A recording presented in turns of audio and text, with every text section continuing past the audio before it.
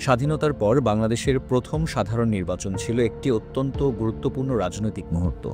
১৯৭১ সালের মুক্তিযুদ্ধের মাধ্যমে পাকিস্তান থেকে স্বাধীনতা লাভের পর দেশে তখন রাজনৈতিক অস্থিরতা, অর্থনৈতিক সংকট এবং নতুন রাষ্ট্রের প্রতিষ্ঠা নিয়ে নানা চ্যালেঞ্জ। ঠিক সেই সময়ে ১৯৭৩ সালের এই নির্বাচনটি দেশের রাজনৈতিক ভবিষ্যৎ নির্ধারণে অত্যন্ত গুরুত্বপূর্ণ ভূমিকা রেখেছিল।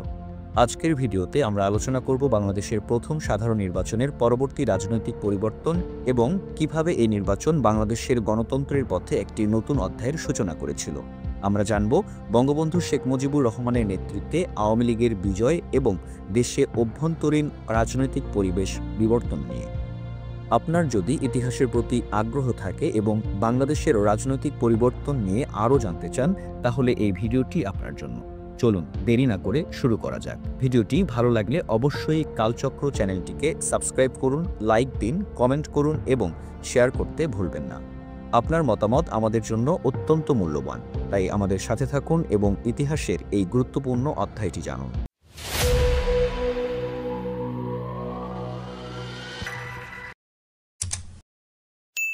১৯৭১ সালে মুক্তিযুদ্ধের মাধ্যমে পাকিস্তান থেকে স্বাধীনতা লাভের পর বাংলাদেশ একটি নতুন রাষ্ট্র হিসাবে আত্মপ্রকাশ করে। কিন্তু স্বাধীনতার পর বাংলাদেশের রাজনৈতিক, সামাজিক এবং অর্থনৈতিক পরিস্থিতি ছিল খুবই নাজুক। মুক্তিযুদ্ধের পর যুদ্ধ-বিধ্বস্ত দেশ পুনর্গঠনে নানা চ্যালেঞ্জের সম্মুখীন হয়েছিল। প্রাথমিকভাবে দেশটি খাদ্য সংকট, শরণার্থী সমস্যা এবং বেকারত্বের সাথে মোকাবেলা করছিল। এই অবস্থা দেশের জনগণের জন্য অত্যন্ত কঠিন ছিল এবং তাদের মধ্যে একটি বিশাল আশা ছিল যে নির্বাচনের মাধ্যমে গণতান্ত্রিক ব্যবস্থার পুনর্গঠন হবে। এই নির্বাচন ছিল বাংলাদেশের গণতন্ত্রের জন্য অত্যন্ত গুরুত্বপূর্ণ একটি মাইল ফলক। ১৯৭১ সালের মুক্তিযুদ্ধের মাধ্যমে পাকিস্তান থেকে স্বাধীনতা লাভের পর বাংলাদেশের রাজনৈতিক, সামাজিক ও অর্থনৈতিক পরিস্থিতি ছিল খুবই বিপর্যস্ত। যুদ্ধের ফলে দেশের অবকাঠামো ভেঙে পড়েছিল, অর্থনীতি স্থবির হয়ে পড়েছিল এবং মানুষজন খাদ্য ও আশ্রয়ের অভাবে কষ্টে ছিলেন। এই পরিস্থিতিতে ১৯৭৩ সালের সাধারণ নির্বাচন ছিল বাংলাদেশের গণতান্ত্রিক পুনর্গঠনের একটি গুরুত্বপূর্ণ মুহূর্ত। নির্বাচনটি ছিল বাংলাদেশের প্রথম গণতান্ত্রিক নির্বাচন, যেখানে জনগণ তাদের ভোটাধিকার প্রয়োগের মাধ্যমে দেশের ভবিষ্যৎ নির্ধারণ করার সুযোগ পেয়েছিল। যেহেতু দেশ তখনও রাজনৈতিকভাবে অস্থিতিশীল এবং অর্থনৈতিক সংকটের মধ্যে ছিল, তাই জনগণের মধ্যে এক ধরনের উত্তেজনা ও বিশাল প্রত্যাশা ছিল যে এই নির্বাচনের মাধ্যমে একটি শক্তিশালী ও স্থিতিশীল সরকার গঠন করা হবে। মুক্তিযুদ্ধের পর জনগণের মধ্যে বঙ্গবন্ধু শেখ মুজিবুর রহমানের প্রতি একটি আস্থা সৃষ্টি হয়েছিল। বঙ্গবন্ধু ছিলেন বাংলাদেশের মুক্তিযুদ্ধের নেতৃত্বদাতা এবং তার নেতৃত্বের মধ্যে জনগণ স্বাধীনতা অর্জন করেছিল। এ কারণে জনগণের মনে আশার আলো যে বঙ্গবন্ধু তার সরকার গঠন করলে দেশের সব ধরনের সংকট কাটিয়ে ওঠা সম্ভব হবে। এই নির্বাচন ছিল রাজনৈতিকভাবে অত্যন্ত গুরুত্বপূর্ণ। এটি বাংলাদেশের ভবিষ্যতের রাজনৈতিক কাঠামো ও শাসন ব্যবস্থার ধারাকে নির্ধারণ করার জন্য ছিল। জনগণ আশা করছিল যে বঙ্গবন্ধুর নেতৃত্বে একটি গণতান্ত্রিক শাসন ব্যবস্থা প্রতিষ্ঠিত হবে, যা দেশের অবকাঠামো পুনর্গঠন করবে, জনগণের মৌলিক অধিকার রক্ষা করবে এবং অর্থনৈতিক উন্নতি সাধন করবে। তবে এর পাশাপাশি জনগণের মধ্যে কিছু উদ্বেগও ছিল, কারণ মুক্তিযুদ্ধের পর দেশের রাজনৈতিক পরিস্থিতি ছিল বেশ অস্থির। বিরোধী দলগুলোর অভিযোগ ছিল যে আওয়ামী লীগ নির্বাচনে একপেশে সুবিধা নিতে পারে এবং এটি গণতান্ত্রিক প্রক্রিয়ার প্রতি ক্ষতিকারক হতে পারে। এ সময় জনগণ মুক্তিযুদ্ধের পর প্রথমবারের মতো ভোটাধিকার প্রয়োগ করতে যাচ্ছিল, যা তাদের কাছে ছিল এক অভূতপূর্ব সুযোগ। নির্বাচনে আওয়ামী লীগ প্রধান দল হিসেবে আবির্ভূত হয় এবং বঙ্গবন্ধু শেখ মুজিবুর রহমানের নেতৃত্বে দেশটির রাজনৈতিক ভবিষ্যৎ পরিবর্তন হওয়ার জন্য প্রস্তুত হয়। জনগণ এই নির্বাচনকে একটি নতুন রাজনৈতিক অধ্যায়ের সূচনা হিসাবে দেখছিল, যেখানে তাদের আশা ছিল যে সরকার দেশের সকল সমস্যা সমাধান করবে এবং দেশের গণতন্ত্র পুনঃপ্রতিষ্ঠিত করবে। তবে নির্বাচনের পর যা ঘটেছিল তা ছিল রাজনৈতিক অস্থিরতা ও জনগণের মধ্যে এক ধরনের হতাশা। নির্বাচনের পর দেশের অভ্যন্তরে তীব্র বিরোধিতা, প্রশাসনিক দুর্বলতা এবং অর্থনৈতিক সমস্যা পরিলক্ষিত হয়েছিল। এ সময় জনগণের মধ্যে আশা ও হতাশার মিশ্রণ সৃষ্টি হয়েছিল। যেহেতু নির্বাচনের ফলাফলের পর বিভিন্ন রাজনৈতিক দলের মধ্যে দ্বন্দ্ব এবং দলের মধ্যে বিভাজন বৃদ্ধি পায়, তবে এই পরিস্থিতি সত্ত্বেও নতুন সরকার প্রতিষ্ঠার মাধ্যমে জনগণের মধ্যে একটি নতুন আশা জন্ম নেয়। 1973 সালের সাধারণ নির্বাচন বাংলাদেশের রাজনৈতিক ইতিহাসে একটি মাইল ফলক ছিল। মুক্তিযুদ্ধের পর এটি ছিল দেশের প্রথম গণতান্ত্রিক নির্বাচন, যেখানে জনগণ তাদের ভোটাধিকার প্রয়োগের মাধ্যমে নতুন সরকার নির্বাচিত করেছিল। বঙ্গবন্ধু শেখ মুজিবুর রহমানের নেতৃত্বে আওয়ামী লীগ নির্বাচনে বিপুল ভোটে জয় অর্জন করে এবং একক সংখ্যাগরিষ্ঠতা নিয়ে সরকার গঠন করে। আওয়ামী লীগ 300 আসনের মধ্যে 165টি আসন লাভ করে, যা ছিল নির্বাচনের পর দেশের রাজনৈতিক বাস্তবতায় একটি বড় বিজয়। তবে এই নির্বাচনের ফলাফল এবং তার পরবর্তী রাজনৈতিক পরিবেশে অনেক ধরনের বিতর্ক ও অস্থিরতা সৃষ্টি হয়, যা দেশটির ভবিষ্যৎ রাজনৈতিক পথকে নির্ধারণে গুরুত্বপূর্ণ ভূমিকা পালন করে। নির্বাচনের ফলাফল ছিল একদিকে আওয়ামী লীগ এবং বঙ্গবন্ধু শেখ মুজিবুর রহমানের নেতৃত্বের প্রতি জনগণের আস্থা ও সমর্থনের প্রতিফলন, কিন্তু অন্যদিকে বিরোধী দলগুলোর মধ্যে ক্ষোভ ও অসন্তোষ সৃষ্টি করে। বিরোধী দলগুলোর অভিযোগ ছিল যে নির্বাচনে সুষ্ঠু প্রতিযোগিতা ও নিরপেক্ষতা ছিল না। তারা দাবি করেছিল যে নির্বাচনী পরিবেশ ছিল একপেশে এবং আওয়ামী লীগ নির্বাচনের অবাধ সুবিধা পেয়ে সরকার গঠন করেছে। বিরোধী দলের এই অভিযোগের পরিপ্রেক্ষিতে রাজনৈতিক অস্থিরতা ও বিরোধী আন্দোলন শুরু হয়, যা পরবর্তী সময়ে দেশের রাজনৈতিক পরিবেশকে জটিল করে তোলে। বিরোধী দলগুলো আওয়ামী লীগের একনায়কতান্ত্রিক শাসন প্রতিষ্ঠার বিরুদ্ধে প্রতিবাদ জানাতে থাকে। তারা অভিযোগ করেছিল যে আওয়ামী লীগ গণতান্ত্রিক প্রক্রিয়া লঙ্ঘন করেছে এবং জনগণের মৌলিক অধিকার হরণ করেছে। আওয়ামী লীগ সরকারের বিরুদ্ধে বিরোধী দলের নেতারা বিভিন্ন সময় আন্দোলন গড়ে তোলে, যার ফলে দেশের রাজনৈতিক অস্থিরতা সৃষ্টি হয়। বিশেষ করে বঙ্গবন্ধু শেখ মুজিবুর রহমানের নেতৃত্বে আওয়ামী লীগের সরকার যে পদ্ধতিতে শাসন পরিচালনা করছিল তা ছিল তীব্র বিরোধিতার মুখে। বিরোধী দলের নেতারা দাবি করেছিল যে সরকার রাজনৈতিক স্বাধীনতা এবং গণতান্ত্রিক অধিকারগুলোকে অবমূল্যায়ন করেছে এবং নিজেদের ক্ষমতাকে আরও শক্তিশালী করতে একনায়কতান্ত্রিক ব্যবস্থা গ্রহণ করেছে। নির্বাচনের ফলাফল এবং তার পরবর্তী রাজনৈতিক পরিবেশে সবচেয়ে বড় চ্যালেঞ্জ ছিল রাজনৈতিক স্থিতিশীলতা বজায় রাখা। মুক্তিযুদ্ধের পর বাংলাদেশের জনগণ একটি স্থিতিশীল ও শক্তিশালী গণতান্ত্রিক শাসন ব্যবস্থা প্রত্যাশা করেছিল, কিন্তু নির্বাচনের পর দ্রুতই রাজনৈতিক সংকট তৈরি হয়। আওয়ামী লীগ সরকারের বিরুদ্ধে বিরোধী দলের আন্দোলন, ছাত্র আন্দোলন এবং কর্মী সংগঠকের প্রতিবাদ আরও তীব্র হয়ে ওঠে, যার ফলে দেশটি একটি অস্থির রাজনৈতিক পরিস্থিতির মধ্যে পড়েছিল। পরিস্থিতি আরও জটিল হয়ে ওঠে যখন আওয়ামী লীগ একনায়কতন্ত্রের পথে চলতে শুরু করে এবং বিরোধী দলগুলোর ওপর দমন পীড়ন বাড়াতে থাকে।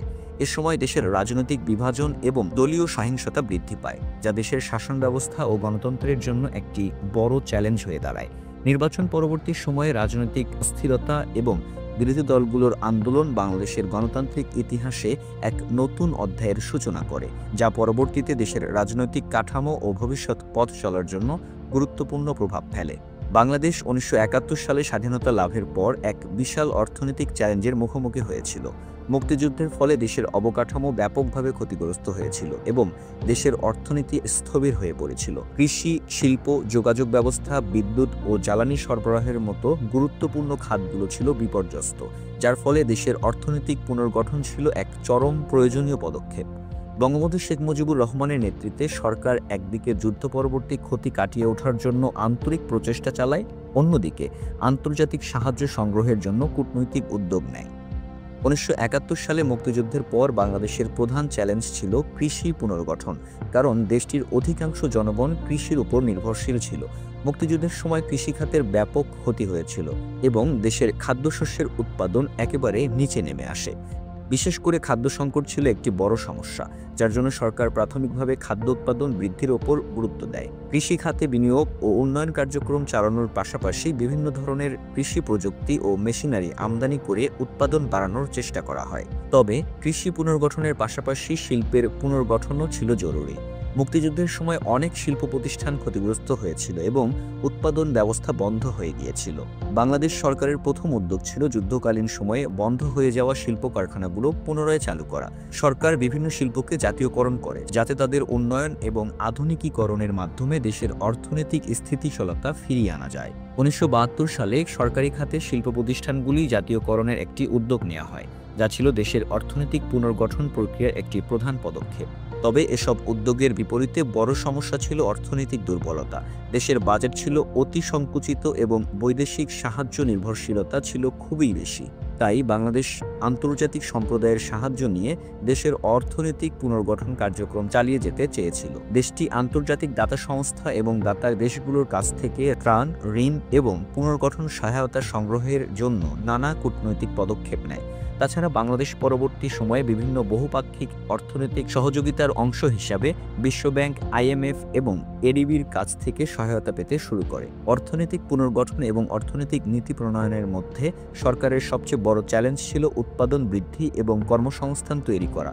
বেকারত্ব ছিল একটি গুরুত্বপূর্ণ সমস্যা এবং এটি কাটিয়ে ওঠার জন্য সরকারের ছোট ও মাঝারি আকারের শিল্প এবং কৃষি ভিত্তিক প্রকল্পের বিনিয়োগ বাড়ানোর চেষ্টা করে। তবে এসব চেষ্টার পাশাপাশি প্রশাসনিক দুর্নীতি, অনিয়ম এবং কর্মী দক্ষতার অভাব দেশের উন্নয়ন প্রচেষ্টায় বাধা সৃষ্টি করছিল। এর ফলে অর্থনৈতিক পুনর্গঠন প্রক্রিয়া ধীর গতিতে এগিয়েছিল।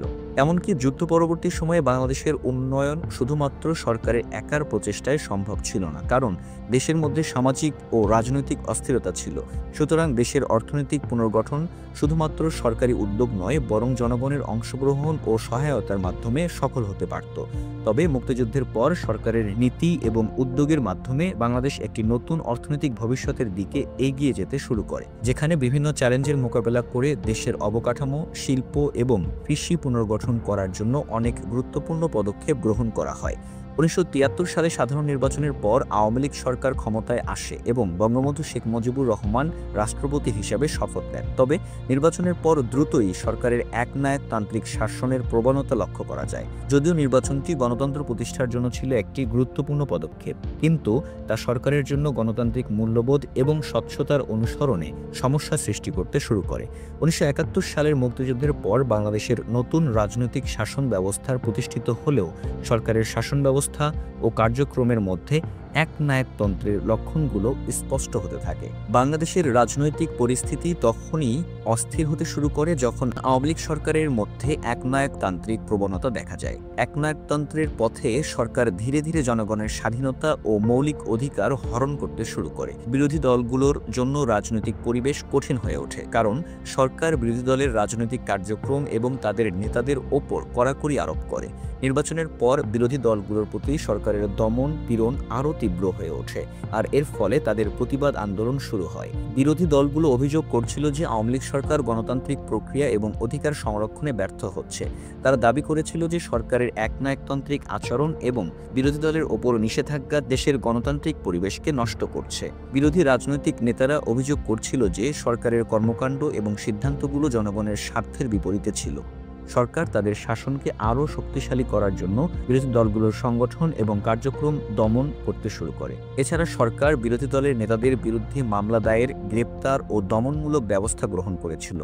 এসব পদক্ষেপ বিরোধী দলগুলোর মধ্যে ক্ষোভ সৃষ্টি করে এবং তাদের সরকারকে চ্যালেঞ্জ করতে থাকে। 1973 সালের নির্বাচন এবং তার পরবর্তী সময়ে বিরোধী দলগুলোর আন্দোলন ছিল বাংলাদেশের রাজনৈতিক ইতিহাসের এক গুরুত্বপূর্ণ অধ্যায়, যেখানে জনগণ এবং বিরোধী দলগুলো তাদের মৌলিক অধিকারের জন্য সংগ্রাম করছিল। বিরোধী দলগুলোর প্রতিবাদ শুধুমাত্র রাজনৈতিক ক্ষমতার প্রশ্ন ছিল না, বরং এটি ছিল দেশের গণতান্ত্রিক শাসন প্রতিষ্ঠা এবং আইনের শাসনের প্রতি সরকারের শ্রদ্ধা বজায় রাখার সংগ্রাম। বিরোধী দলগুলো সরকারের বিরুদ্ধে প্রকাশ্যে প্রতিবাদ জানিয়েছিল এবং তাদের দাবির পক্ষে বিভিন্ন ধরনের আন্দোলন গড়ে ওঠে। তবে সরকার তাদের এসব প্রতিবাদ দমনের জন্য নানা ধরনের কৌশল অবলম্বন করছিল, যার ফলে রাজনৈতিক পরিবেশ এক ধরনের অস্থিরতা এবং জনমনে হতাশা সৃষ্টি হয়।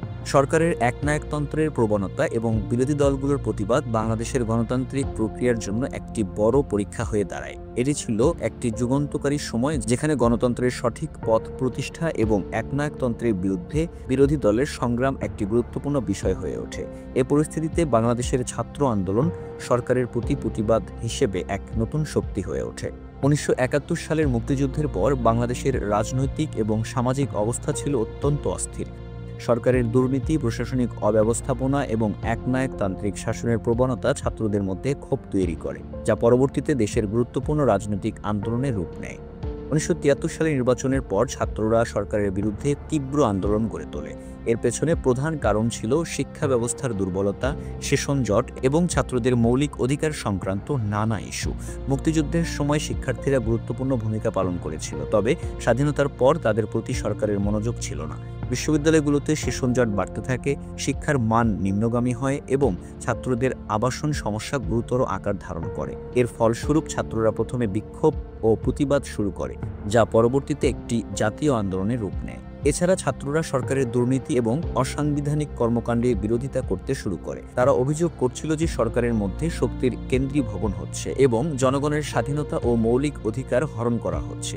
বিশেষ করে ছাত্ররা আওয়ামী লীগের একনায়কতান্ত্রিক শাসনের বিরুদ্ধে ক্ষোভ প্রকাশ করতে থাকে।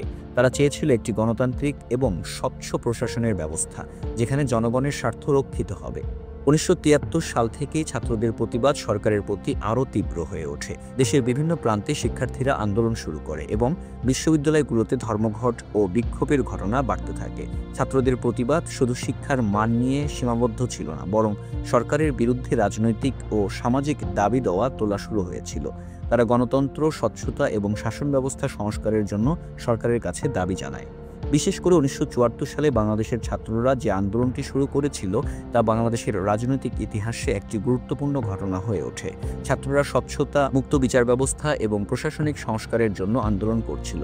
যদিও ছাত্র আন্দোলন দেশের রাজনৈতিক দৃশ্যে উল্লেখযোগ্য পরিবর্তন আনতে পারেনি, তবে এটি সরকারের প্রতি জনমানসে বিরোধ এবং সরকারের ক্ষমতার অপব্যবহার সম্পর্কে জনগণের মধ্যে সচেতনতা সৃষ্টি করতে সহায়ক ভূমিকা পালন করে। ছাত্র আন্দোলনগুলো বাংলাদেশের গণতান্ত্রিক আন্দোলনের একটি অবিচ্ছেদ্য অংশ হয়ে ওঠে, যা পরবর্তী সময়ে দেশের রাজনৈতিক আরও বড় পরিবর্তনের সূচনা করে। অবশ্যই এই আন্দোলনগুলো বাংলাদেশের গণতান্ত্রিক সংস্কারের পক্ষে এবং জনগণের অধিকারের পক্ষে একটি গুরুত্বপূর্ণ আন্দোলন ছিল। ছাত্ররা তাদের দাবি প্রতিষ্ঠার জন্য এমনকি অনেক সময়ে সরকার বিরোধী আন্দোলনও করে, যা বাংলাদেশের রাজনীতিতে অন্যতম মাইলফলক হয়ে দাঁড়ায়। বাংলাদেশের স্বাধীনতা অর্জনের পর আন্তর্জাতিক মঞ্চে নতুন রাষ্ট্র হিসেবে বাংলাদেশের অবস্থান প্রতিষ্ঠিত করতে অনেক চ্যালেঞ্জের সম্মুখীন হতে হয়। 1971 সালে মুক্তিযুদ্ধের মাধ্যমে পাকিস্তান থেকে স্বাধীনতা লাভের পর বাংলাদেশের জন্য আন্তর্জাতিক পর্যায়ে স্বীকৃতি পাওয়া ছিল একটি গুরুত্বপূর্ণ বিষয়। তবে মুক্তিযুদ্ধের পরে দেশের রাজনৈতিক অস্থিরতা, অর্থনৈতিক সংকট এবং বিশাল মানবিক বিপর্যয়ের কারণে আন্তর্জাতিক সম্প্রদায় বাংলাদেশের প্রতি একদিকে সহানুভূতিশীল হলেও অন্যদিকে বাংলাদেশের প্রতি তাদের দৃষ্টিভঙ্গি ছিল সন্দিহান ও অস্পষ্ট। বাংলাদেশের প্রথম বছরগুলো ছিল আন্তর্জাতিক সংস্থাগুলোর কাছে নিজেদের অবস্থান মজবুত করার কঠিন সময়। বাংলাদেশ স্বাধীন হওয়ার পর প্রথমেই যে বড় চ্যালেঞ্জটি ছিল তা ছিল আন্তর্জাতিক স্বীকৃতি লাভ করা। মুক্তিযুদ্ধের পর ভারত বাংলাদেশের স্বাধীনতা স্বীকার করলেও অন্যান্য দেশ এবং আন্তর্জাতিক সংস্থাগুলো ধীরে ধীরে বাংলাদেশকে স্বীকৃতি দিতে শুরু করে। 1972 সালের 25 জানুয়ারি বাংলাদেশ জাতিসংঘের সদস্য পদ লাভের জন্য আবেদন জমা দেয় এবং 1974 সালে 17 সেপ্টেম্বর জাতিসংঘের সদস্য পদ লাভ করে। বাংলাদেশ জাতিসংঘের সদস্য পদ লাভ করার মাধ্যমে আন্তর্জাতিক মঞ্চে এক নতুন পরিচিতি লাভ করে, যা দেশটির পররাষ্ট্রনীতি এবং আন্তর্জাতিক সম্পর্কের ক্ষেত্রে গুরুত্বপূর্ণ একটি মাইলফলক ছিল। স্বাধীনতা লাভের পর বাংলাদেশের প্রথম পররাষ্ট্রনীতি ছিল শান্তি, স্থিতিশীলতা এবং উন্নয়ন। বঙ্গবন্ধু শেখ মুজিবুর রহমান আন্তর্জাতিক সম্পর্কের ক্ষেত্রে একটি নিরপেক্ষ অবস্থান নিতে চেয়েছিলেন এবং তার সরকারের কূটনৈতিক নীতির মূল লক্ষ্য ছিল দেশের জাতীয় স্বার্থকে অক্ষুণ্ণ রেখে আন্তর্জাতিক সম্পর্ক তৈরি করা। পাকিস্তান, ভারত ও অন্যান্য প্রতিবেশী দেশগুলোর সাথে সম্পর্কের বিষয়েও বঙ্গবন্ধু সরকারের দৃষ্টিভঙ্গি ছিল খুবই গুরুত্বপূর্ণ। বিশেষ করে ভারত এবং বাংলাদেশের সম্পর্ক ছিল অত্যন্ত গুরুত্বপূর্ণ, কারণ মুক্তিযুদ্ধের পর ভারত বাংলাদেশের অন্যতম প্রধান সহযোগী দেশ হিসেবে আবির্ভূত হয়। মুক্তিযুদ্ধের সময় ভারত বাংলাদেশের পাশে দাঁড়িয়ে সাহায্য করেছে। তবে স্বাধীনতার পর বাংলাদেশ ও ভারতের সম্পর্ক কিছুটা জটিল হয়ে ওঠে। তিস্তা নদীর পানি বণ্টন, সীমান্ত হত্যা এবং অন্যান্য রাজনৈতিক ইস্যু নিয়ে ভারত এবং বাংলাদেশের মধ্যে নানা ধরনের আলোচনা, মতপার্থক্য ছিল। তবে এসব সংকট সত্ত্বেও দুই দেশের মধ্যে কূটনৈতিক সম্পর্কের ভিত্তি মজবুত হতে থাকে এবং ভারত বাংলাদেশের এক অন্যতম গুরুত্বপূর্ণ বাণিজ্যিক এবং রাজনৈতিক অংশীদার হয়ে ওঠে। এছাড়া বাংলাদেশের আন্তর্জাতিক পরিসরে অর্থনৈতিক সহযোগিতা এবং বিদেশি সাহায্য গ্রহণের প্রক্রিয়া ছিল অত্যন্ত গুরুত্বপূর্ণ। 1974 সালে বাংলাদেশে জাতিসংঘ এবং অন্যান্য আন্তর্জাতিক সংস্থা কর্তৃক ত্রাণ ও পুনর্বাসন সহায়তার জন্য বাংলাদেশ প্রথমবারের মতো সাহায্য পেতে শুরু করে। যদিও দেশের অর্থনৈতিক পরিস্থিতি স্থিতিশীল ছিল না, তবে বিদেশি সাহায্য এবং আন্তর্জাতিক অর্থনৈতিক সহযোগিতা বাংলাদেশের পুনর্গঠন প্রক্রিয়ায় গুরুত্বপূর্ণ ভূমিকা পালন করে। এরপর বাংলাদেশের আন্তর্জাতিক অঙ্গনে নিজেদের অবস্থান শক্তিশালী করার জন্য নানা ধরনের কূটনৈতিক উদ্যোগ গ্রহণ করে, যেমন আন্তর্জাতিক বাণিজ্য ও পরিবেশ বিষয়ক সম্মেলনে অংশগ্রহণ এবং বিভিন্ন দ্বিপাক্ষিক চুক্তি ও সহযোগিতায় যোগদান। বাংলাদেশের পররাষ্ট্রনীতি ছিল শান্তিপূর্ণ সহ অবস্থান, আন্তর্জাতিক আইনের প্রতি শ্রদ্ধা এবং বিভিন্ন আন্তর্জাতিক ইস্যুতে সক্রিয় অংশগ্রহণ। সংক্ষেপে বাংলাদেশ আন্তর্জাতিক পর্যায়ে প্রথম দিকে স্বীকৃতি পাওয়ার জন্য বেশ কিছু বাধা মোকাবেলা করলেও দ্রুত আন্তর্জাতিক সম্প্রদায়ে নিজেদেরকে প্রতিষ্ঠিত করতে সক্ষম হয়। বঙ্গবন্ধু শেখ মুজিবুর রহমানের নেতৃত্বে বাংলাদেশ একটি স্বাধীন এবং সার্বভৌম রাষ্ট্র হিসেবে বিশ্বের সাথে সুসম্পর্ক গড়ে তোলার চেষ্টা করে এবং দেশের সার্বিক উন্নয়নে আন্তর্জাতিক সহায়তা গ্রহণের পথ প্রশস্ত করে। 1973 সালের নির্বাচন বাংলাদেশের গণতান্ত্রিক শাসন প্রতিষ্ঠার প্রথম পদক্ষেপ ছিল। তবে এই নির্বাচন এবং তার পরবর্তী রাজনৈতিক পরিবর্তনগুলো দেশের জন্য অনেক বেশি চ্যালেঞ্জিং হয়ে ওঠে। নির্বাচনটি আওয়ামী লীগের বিপুল জয় নিয়ে শেষ হলেও এর পরবর্তী সময়ে রাজনৈতিক অস্থিরতা, একনায়কতন্ত্রের চাপ দেশের পরিস্থিতি আরও জটিল করে তোলে। এই নির্বাচনের পর বঙ্গবন্ধু শেখ মুজিবুর রহমান এবং তার দল আওয়ামী লীগ একাধিপত্যপূর্ণ শাসন প্রতিষ্ঠা করতে শুরু করলেও তারা জনগণের সকল প্রত্যাশা পূরণ করতে পারেনি, যার ফলে দেশে বিরোধী দলগুলো রাজনৈতিক আন্দোলন শুরু করে। নির্বাচনের পর আওয়ামী লীগ এককভাবে সরকার গঠন করলেও সরকারের বিরুদ্ধে রাজনৈতিক বিরোধী দলের অস্থিরতা এবং আন্দোলন বৃদ্ধি পায়। বিরোধী রাজনৈতিক দলগুলোর অভিযোগ ছিল যে আওয়ামী লীগ তাদের শাসন ক্ষমতা সংহত করতে এবং বিরোধী দলের কণ্ঠরোধ করতে নানা ধরনের পদক্ষেপ গ্রহণ করছিল। এর মধ্যে ছিল রাজনৈতিক নেতাদের গ্রেপ্তার, গণতান্ত্রিক অধিকার হরণ এবং বিরোধী দলের সংগঠনগুলোর ওপর দমন পীড়ন। এ সময় বাংলাদেশে অনেক সমস্যার সৃষ্টি হয়, বিশেষ করে অর্থনৈতিক দুরবস্থা এবং প্রশাসনিক অস্থিরতার কারণে। দেশটির অর্থনীতি তখনও মুক্তিযুদ্ধের ধ্বংসযজ্ঞের ফলে বিপর্যস্ত ছিল। খাদ্য সংকট, বিদ্যুৎ সংকট, বেকারত্ব এবং দুর্নীতির কারণে জনগণের মধ্যে হতাশা বৃদ্ধি পায়। এর সাথে যোগ হয়েছিল বঙ্গবন্ধু শেখ মুজিবুর রহমানের সরকারের প্রতি জনগণের অনাস্থা, কারণ তারা মনে করছিল যে সরকার তাদের মৌলিক চাহিদা পূরণে ব্যর্থ হচ্ছে। সামাজিক এবং রাজনৈতিক অস্থিরতার কারণে ছাত্র আন্দোলন এবং শ্রমিক আন্দোলনও বৃদ্ধি পায়। বাংলাদেশের ছাত্ররা সরকারের বিরুদ্ধে তীব্র আন্দোলন গড়ে তোলে। পাশাপাশি দেশের শ্রমিকেরা তাদের অধিকার রক্ষার জন্য আন্দোলন শুরু করতে থাকে। একই সময় আন্তর্জাতিক সম্প্রদায়ও বাংলাদেশের গণতান্ত্রিক ব্যবস্থা এবং সরকারের কার্যক্রম নিয়ে উদ্বেগ প্রকাশ করতে শুরু করে। বিশেষ করে বাংলাদেশের রাজনৈতিক অস্থিরতা এবং একনায়কতান্ত্রিক প্রবণতার প্রেক্ষাপটে আন্তর্জাতিক বিশ্লেষকরা সরকারকে গণতান্ত্রিক প্রক্রিয়া বজায় রাখার জন্য চাপ সৃষ্টি করেছিল। অবশ্য 1973 সালের নির্বাচন এবং তার পরবর্তী প্রভাব বাংলাদেশের রাজনৈতিক দৃশ্যপটে এক নতুন যুগের সূচনা করেছিল, যেখানে গণতন্ত্রের প্রতি আস্থা এবং রাজনৈতিক স্বচ্ছতা প্রতিষ্ঠা করা এক বড় চ্যালেঞ্জ ছিল। পরবর্তী সময় আওয়ামী লীগ সরকারকে নানা রাজনৈতিক ও অর্থনৈতিক সংকটের মোকাবেলা করতে হয়, যা দেশটির গণতান্ত্রিক ব্যবস্থার ওপর গভীর প্রভাব ফেলেছিল। এটি একটি শেখার অভিজ্ঞতা ছিল যে রাজনৈতিক স্থিতিশীলতা ও গণতন্ত্র প্রতিষ্ঠার জন্য শুধুমাত্র নির্বাচনে জয়ী হওয়া নয়, বরং জনগণের বিশ্বাস এবং আস্থা অর্জনও জরুরি। 1971 সালের মুক্তিযুদ্ধের পর বাংলাদেশ একটি নতুন রাষ্ট্র হিসেবে আত্মপ্রকাশ করে। তবে স্বাধীনতার পর থেকেই দেশের রাজনৈতিক, সামাজিক এবং অর্থনৈতিক পরিস্থিতি ছিল খুবই চ্যালেঞ্জিং। যুদ্ধবিধ্বস্ত দেশ পুনর্গঠনের নানা বাধা সামলাতে হয়। অর্থনৈতিক সংকট, প্রশাসনিক দুর্বলতা এবং রাজনৈতিক অস্থিরতার কারণে দেশটি একটি কঠিন সময় অতিবাহিত করে। এ সময় জনগণ ছিল সরকারের প্রতি আশা এবং হতাশার মধ্যে দ্বিধাবিভক্ত। তবে সরকারের উদ্যোগ এবং আন্তর্জাতিক সহায়তা ধীরে ধীরে দেশের পুনর্গঠন শুরু হয়। গণতন্ত্র প্রতিষ্ঠা প্রক্রিয়া ছিল কঠিন, কিন্তু এই সময়টি বাংলাদেশের রাজনৈতিক ইতিহাসের একটি গুরুত্বপূর্ণ অধ্যায় হিসেবে বিবেচিত। 1973 সালের নির্বাচন এবং পরবর্তী রাজনৈতিক সংগ্রাম বাংলাদেশের রাজনৈতিক পরিপক্কতা অর্জনের পথে একটি মাইলফলক ছিল, যা দেশটির গণতান্ত্রিক ব্যবস্থার বিকাশে অবদান রাখে।